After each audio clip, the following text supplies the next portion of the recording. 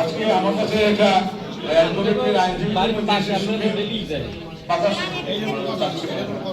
কারণ আমি এই ব্যাপারে বিষয়টি নিয়ে বাংলাদেশের আইনের অঙ্গনে সময়ের কাছে একটা বড় বিষয় ছিল পৃথক সচিবালয়। আজকে আমরা কনফার্ম করতে পারছি যে আমাদের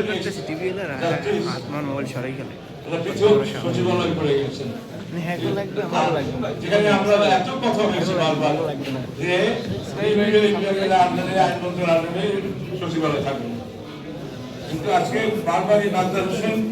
যা